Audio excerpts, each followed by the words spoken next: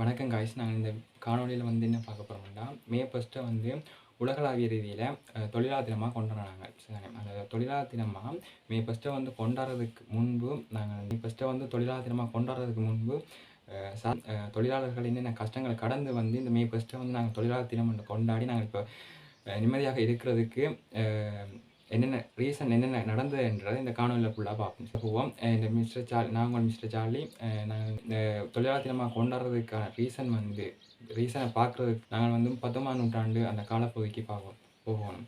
19ஆம் நூற்றாண்டு பார்த்தீங்கன்னா 19ஆம் நூற்றாண்டுக்கு முற்பகுதியில் ஃபுல்லாகவே வந்து மனித வலுவை பயன்படுத்தி தான் முழு தொழில்களுமே செய்யப்பட்டது. சரிதானே? ஆனால் 19ஆம் நூற்றாண்டுக்கு பிற்பகுதியில் ஃபுல்லாகவே இயந்திரமயமாதல்ன்றதை ஒரு கான்செப்ட் வந்து உருவாகினது. என்னென்னா, இப்போ மனிதன் செய்கிற வேலையை வந்து நார்மலாக ஒரு இயந்திரம் செய்கிற மாதிரி வரும். செய்கிறாங்க. அந்த இயந்திரமயமாதல் எப்போ ஸ்டார்ட் ஆகினா 1760களில் ஆரம்பமாகி 19ஆம் நூற்றாண்டுகளில் ஃபுல்லாக பயன்படுத்துகிற அளவுக்கு இயந்திரங்கள் வந்து பயன்படுத்துகிற அளவுக்கு தொழிற்சாலைகளில் எல்லாமே கூடுதலான இடங்களில் இயந்திரங்கள் வந்து வந்துட்டு. இப்போ உதாரணமாக பார்த்தோம்னா 19ஆம் நூற்றாண்டு முற்பகுதியில் எல்லாமே ஃபுல்லாகவே இப்போ ஒரு ஆடை ஒன்று நெய்யணுமெண்டா ஒரு சாதாரண மனிதன் வந்து இருந்து நெய்வான். ஆனால் இப்போத்தைய காலத்துலேயும் இருந்தாலும் சரி 19ஆம் நூற்றாண்டு பிற்பகுதியில் எல்லாமே ஒரு இயந்திரம் வந்து ஒரு ஆடை ஒன்று நெய்கிற மாதிரி வரும். அப்படின்னா அங்கே அந்த நேரத்தில் வந்து மனிதனுக்கு வந்து அதில் வேலை இல்லாமல் போகுது. சரி, அந்த மனிதனுக்கு வந்து வேலை இல்லாமல் போகிற நேரத்தில் தான் இந்த பிரச்சனை ஒன்று வருது. என்ன பிரச்சனைனா 19ஆம் நூற்றாண்டுகளில் மனிதன் வந்து நார்மலாகவே ஒரு வேலையுமே இல்லை. ஏன்டா இந்த இயந்திரமயமாதல் அந்த இண்டஸ்ட்ரியல் ரெவல்யூஷன்ன்ற அந்த இந்த தாக்கத்தால் வந்து மனிதனுக்கு வந்து நார்மலாக வேலை இல்லை. சரி, அந்த பிரச்சனையால் சாதாரண மக்கள் வந்து முழுக்க வறுமை அடைகிற ஒரு நிலைமை வருது. அப்படின்ட்டு அந்த மக்கள் வந்து பார்க்குறாங்க என்னென்னா, இப்போ சரி இப்போ வீட்டை இருந்தும் சரி வராது. ஸோ இப்போ ஏதாவது ஒரு வேலைக்கு போகணுன்ற ரீசனில் வந்து இப்போ குறைந்த சம்பளத்துக்கு வந்து ஒரு வேலைக்கு போகிறாங்க. இப்போ அந்த தொழிற்சாலைகளுக்கு இருந்தாலும் சரி, இல்லாட்டி வேறு மாநிலங்களுக்கு போயாவது இப்போ தொழிலாளர்கள் போய் சாதாரண ஒரு வேலையை பார்க்குறாங்க. சரியாங்க. அந்த வேலையை வந்து பார்க்க அந்த முதலாளிமார் பார்க்குறாங்க என்னென்னா, இப்போ அவங்க வேலை இல்லாமல் தான் வராங்க. ஸோ அதனால் இந்த வேலையாட்களுக்கு வந்து குறைவான சம்பளத்தை கொடுத்து இல்லாட்டி கூடுதலான வேலையை வாங்கி போட்டு பிரச்சனைகளை எல்லாம் தாண்டி வந்து அவங்க வந்து வேலை செய்கிறாங்க. ஸோ இந்த பிரச்சனை வந்து போக கூடுதல்படியாக குறையுதில்லை.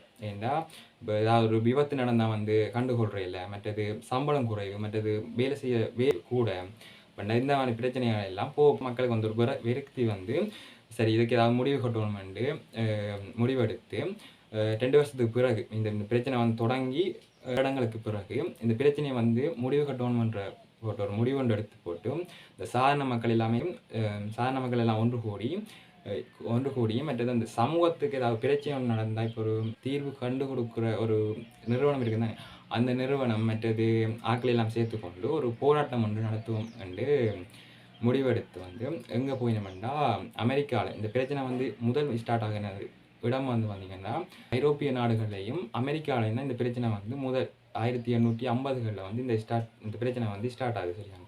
ஆனால் இந்த பிரச்சனை வந்து இதுக்கு முடிவு கட்டணுமெண்டு இப்போ அஹிம்சை வழியில் போராட்டம் செய்வோமெண்டு அமெரிக்காவில் இருக்கிற சிக்காகோ என்ற இடத்துல வந்து ஒரு போராட்டம்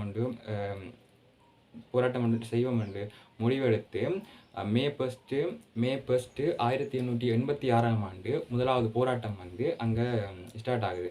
எல்லாருமே அதில் 2 லட்சம் மக்களுக்கிட்ட ஒன்று கூடி அந்த போராட்டம் வந்து நடக்குது. ஆனால் அந்த போராட்டம் வந்து நல்லதாக முடியல. ஏன்னா அந்த போராட்டத்தில் வந்து பிரச்சனை வந்து உயிர் போய் இப்போ பிரச்சனை வந்தேன்டா இப்போ நார்மலாக பார்த்தோம்னா அங்கே ஒரு கிளர்ச்சியாளன் வந்து ஒரு போலீஸ் மீது தாக்குதல் செய்து இப்போ நார்மலாக ஒரு கல்லொண்டு எறிஞ்சு போலீஸ் மீது தாக்குதல் செய்து அந்த போலீஸ் வந்து கோபமடைந்து அந்த போராட்டத்தில் இருக்க முழு பேரையுமே அடித்து அது பெரிய கலவரமாகி அதில் இப்போ உயிர் சேதமாக இருந்தாலும் சரி உயிர் சேதம் போய் மற்றதுக்கான பிரச்சனைகள் எல்லாம் வந்த பிறகு போராட்டம் வந்து உலகளாவிய ரீதியிலேயே பேசப்படுகிறது.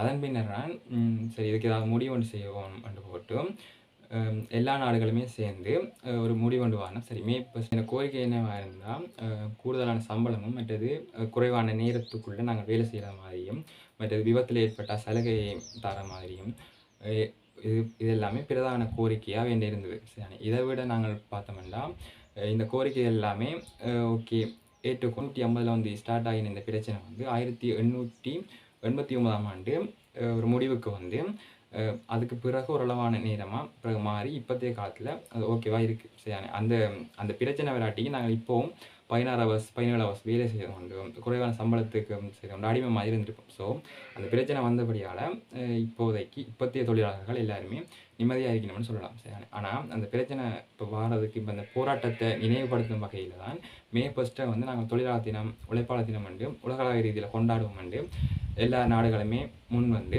இப்போ தொழிலாளர் தினமாக கொண்டாடுறோம். ஆனால் அதில் தொழிலாளர் தினமாக கொண்டாடுறது சில நாடுகள் வந்து மே 1 கொண்டாடாமல் மே 2 இல்லாட்டி 3 வந்து தொழிலாளர் தினமாக கொண்டாடுறது, சில நாடுகள் கொண்டாடுறதே இல்லை. இப்படித்தான் இந்த தொழிலாளர் தினம் உழைப்பாளர் தினம் வந்து கொண்டாடுற அளவுக்கு இவ்வளோ பிரச்சனைகளை தாண்டி வந்து இன்றைய தினம் மே 1 வந்து நாங்கள் தொழிலாளர் தினமாக கொண்டாடுறோம். ஸோ இந்த வீடியோ பற்றி நீங்கள் என்ன நினைக்கிறீங்கன்னு கமெண்ட்டில் சொல்லுங்கள். இன்னொரு வீடியோவில் சந்திக்கிறேன். பாய்.